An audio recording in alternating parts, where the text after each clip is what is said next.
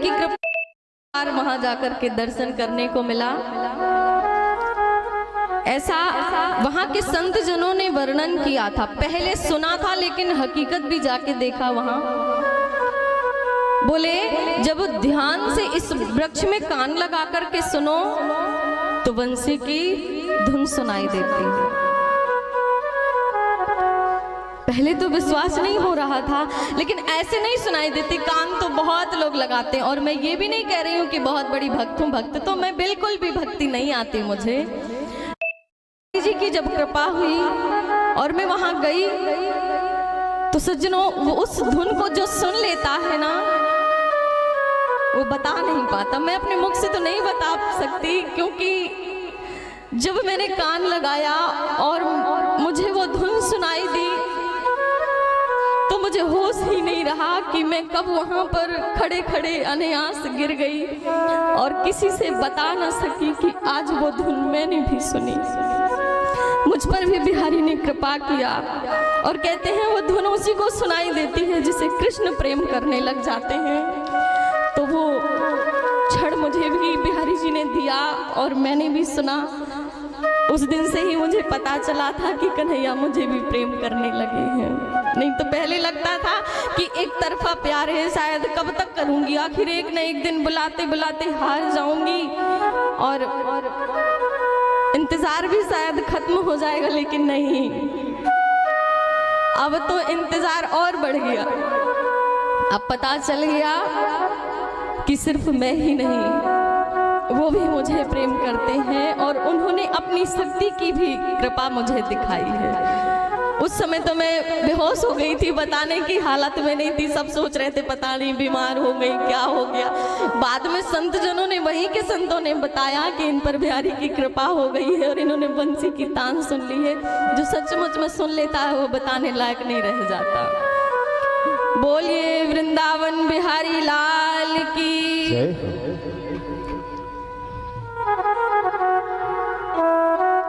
सो कन्हैया ने कहा जाओ गोपियों, अपने अपने घर जाकर के कार्य करो। गोपियां लौट आती हैं और द्वारिकानाथ दूसरे दिन बैठ करके हमारे आज उस वृक्ष पे नहीं बैठे। भगवान पिता रात्रि शरदोत्फुल्ल मल्लिकः वीक्षरन्तुं मनश्चक्रे योगमायामुपाश्रिता।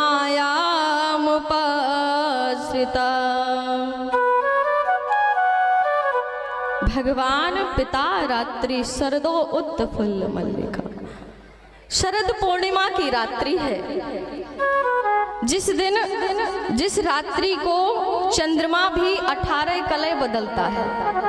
18 कलाओं से परिपूर्ण चंद्रमा आकाश मंडल पे इतना शोभायमान हो रहा है, इतना शोभायमान कि पृथ्वी भी आज अपने आप को मानो इतनी सुंदरता, इतनी छटा बिखेर दी चंद्रमा ने कि पृथ्वी भी आज थोड़ा अपने आप में शर्मिंदा में हो रही है। क्यों? क्योंकि आज चंद्रमा मुझ पर प्रकाश डाल रहा तो मेरी सुंदरता और ज्यादा बढ़ रही है, और मैं शर्मा रही हूँ अपनी सुंदरता पे।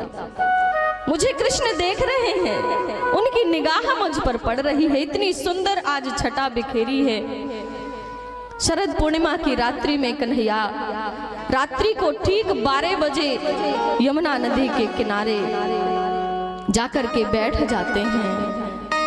और सज्जनों, आज तो जो पेड़ों की तान निकाली, ऐसी तान निकाली है कि अब तक तो केवल ब्रजमंडल में सुनाई दिया करता था, और आज तो पूरे त्रिलोकी में ये आवाज जा रही है। भोले बाबा तक आवाज पहुंची, ब्रह्मा जी तक आवाज पहुंची, ऐसी वेणु की तान छेड़ दी है। रोज तो नाम नहीं लिया करते थे, केवल वेणु नादन किया करते थे। और आज कन्हैया, आज दिव्य आत्माओं का मिलन का समय आ गया है। क्यों? भगवान पिता रात्रि, ये इस रात्रि का इतना महत्व है कि आज ऐसी सुंदर छटा बिखेर रहा है चंद्रमा। और मेरे भक्तों का जब जन्म जन्मांतर से जो तड़प रहे हैं मुझसे मिलने के लिए, गोपी कोई सखी, कोई हम जैसी नारी का नाम गोपी नहीं है। गो माने इंद्रियां, पी माने जो 10 इंद्रियाओं का पान कर लेता है, 10 इंद्रियाओं को वश में कर लेता है, वही गोपी है। वहां पर स्त्री और पुरुष का भाव नहीं बताया गया है। कोई ब्रज की नारी का थोड़ा ना गोपी कहा गया। अरे वहां तो जाने कितने कितने हजारों वर्ष तपस्या जिन संतों ने की है, और वर क्या मांगा है कि ब्रज की गोपी बन करके आए। संत ऋषि वरदान में मांगे थे कि हम यदि कुछ बने तो गोपी ब्रज की बना देना, और प्रभु ने कृपा किया है। जब गोपी बन गए हो तो आज परमात्मा और आत्माओं का मिलन होने वाला है। तो क्या करूं, आज तो मुझे गोपियों का नाम ले ले करके बुलाना पड़ेगा। क्यों? आज ऐसे नहीं आएंगी, आज तो मुझे रास करना है उनके साथ। दो दिव्य आत्माओं का मिलन होगा, महारास होगा, तो उन्हें निमंत्रण देना पड़ेगा, बिना निमंत्रण के नहीं आएंगी। तो आज तो कन्हैया ने एक एक गोपी का नाम लिया है बंसी में, एक एक गोपी को नाम ले ले करके पुकार रहे हैं, और जैसे जैसे अपना नाम सुन रही है पागल हो रही है। अरे आज तो वो हमें नाम ले करके बुला रहे हैं। आज हमें कोई नहीं रोक सकता हमारे प्रियतम के पास जाने से, आज हमें कोई नहीं रोक सकता हमारे प्रियतम से मिलने में। आज तो हमारा मिलन निश्चित है। चलो गोपियों, हमारे प्रियतम हमें पुकार रहे हैं। अर्धरात्रि के समय में गोपी एक श्रृंगार कर रही है। मैं जाऊंगी अपने प्रियतम के पास तो मैं थोड़ा सुंदर बन के जाना चाहती हूँ। मैं कृष्ण के लिए सजती हूँ। तो वो श्रृंगार कर रही है और काजल लगा रही थी, और जैसे ही उसने काजल लगाना शुरू ही किया था कि वेणु की तान कान में गई। अरे ये तो मेरा नाम लेके बुला रहे हैं। हाथ कांपने लगे, कौन इतनी देर काजल लगाए, टाइम लगेगा, कहीं विलंब ना हो जाए मुझे पहुंचने में। पूरा काजल निकाल के हाथों में मला और पूरे मुख में पोत करके और चल देती है। जैसे काला काला मेरा सांवरा सलोना मेरा प्रियतम है, वैसी काली काली बन करके मैं जाऊंगी, लाखों करोड़ों गोपियों में मैं अलग दिखूंगी। चल देती है। एक गोपी के घर में उसके सास ससुर पति ने उसे दरवाजे के अंदर कमरे में बंद कर रखा था। उन्हें पता था कि आज ये जाएगी जरूर, ये नहीं मानेगी। बहुत मनाया उसने, मुझे जाने दो, मुझे कृष्ण से मिलने से ना रोको, मैं नहीं जिंदा रह सकती उनके बिना। लेकिन नहीं माने घर वाले।